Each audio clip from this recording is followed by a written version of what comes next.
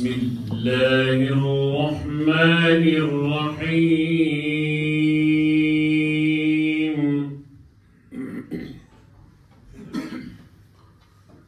الحمد لله رب العالمين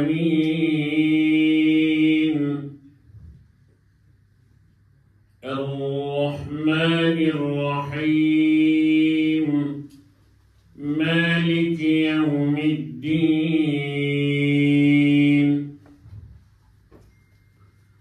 إياك نعبد وإياك نستعين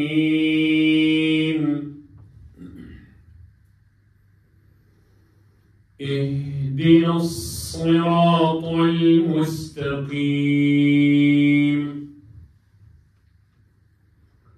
صراط الذين أنعمت عليهم غير المغضوب عليهم ولا الضالين.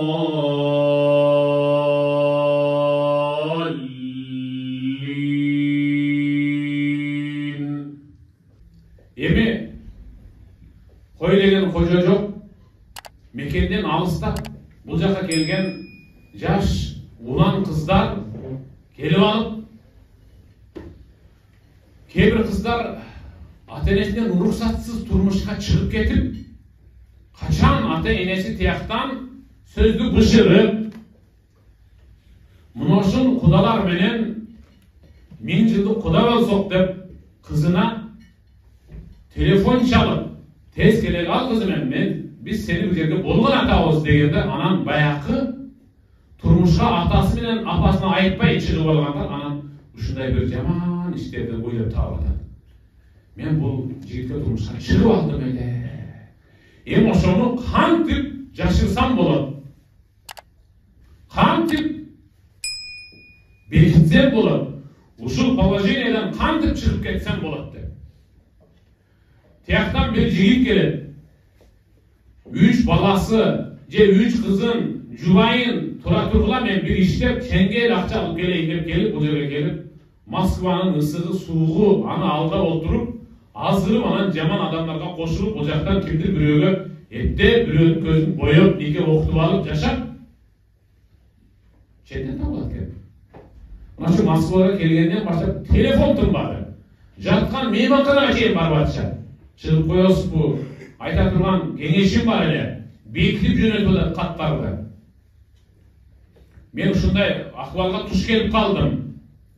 Кош бойлуу болуп калып, аны эмне кылышым керек? Тияка барып төрөп, бекинип, ата-энеме көрүнбөй, баланы бирөөгө берип, кайра келип жашай берейинби дегенге чейин барып атышат. Мына ушундай. Куулук адам баласынын өзүнүн башын жейт. Шуну куулук адам баласынын өзүнүн башын жейт. Эгер башын жебесе, үй бүлөсүнүн башын жейт. Кара чечеке ууру менен кызынын башын жеши мүмкүн, Кудай сактасын. Москвачылык деп коюп багын сен жасай бербеш керек да. Биз жыргагандан жылкычы болуп калды дегендей, жыргаганда Москвага келгенибиз жок да, кагылайындар. Биз Москвага үй салганы келгенбиз. Чын, үй салганы келгенбиз. Үй салынды айылга, бирок үй бүлө бузулду. Ачык эшик, үй салынды, бирок үй бүлө бузулду да. Үй бүлө бузулгандан кийинки салган үйүмдүн кимге кереги бар? Элестетсеңер, 5 жаш бала.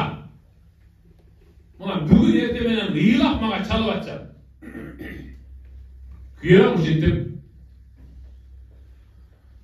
Кыргызстанга барып, агасы кандайдыр бир иштер менен кичине кыйналып калганына байланыштуу, ошого жардам берем деп барып эле 2-3 айга созулуп кетип, тияктан 3 балалуу келинге үйлөнүп алат дагы, бул жердеги жалгыз бала менен мени таштап кетти. Бала деген ушундай соргуч экен. Атасын сагынган бала атам дей берип, анан сүйлөштүрдү, качан келесиз дедим, акыры билинип калды. Анан мен жокту атасы менен сүйлөшүп, балам, сага мен башка апа таап коем, ал апаң болбойт деп аябай мен жамандаганына байланыштуу 5 жашар балам ошол азыр атасын көргүсү келбейт. Мейли көргө кирсин, бир эмес 2-3 алсын катынды, бирок эң өсүп келе жаткан ноуда көчөт болгон баланын шагын сындырбай эле койбойбу деп ыйлап бүгүн эртеден бирөө чалып. Үй салдың Москвага келип, Москвадан үй алдың, айылга үй салдың, бирок үй бүлө бузулгандагы тарезде салган үйүңдүн маанилүүлүгү жоголуп атат. Чын. Ошол үй салганга кеткен каражатты үй бүлөгө жумшаганда баягы үңкүрдө жашасаң дагы бактылуу жашамаксың да. Чын, үңкүрдө жашасаң дагы бактылуу жашамаксың. Үй салынды. Заманбап үй салдың, жертөлөсү менен подвал менен 2 кабат салдың. Заңгырап турат. Ал толук өтөлөй, бирок үй бүлө бузулган. Кимге керек бар ушу? Аялдар да ушундай экен. Келип алып, ала жиптаттап, тияка басып, бияка басып, кой деген кожосу жок. Эми айта берсе сөзгө келген, ошондой эле сөзүн токтотоюн. Андыктан бир жаман ишке кабылып калган учурда, жаман нерсе менен кутулганга аракет кылбай, жакшы нерсени жасоо менен аны унутканга аракет кылыш керек. Тоолоо кылыш керек, Кудайдан жардам сураш керек, Кудайдан кечирим сураш керек.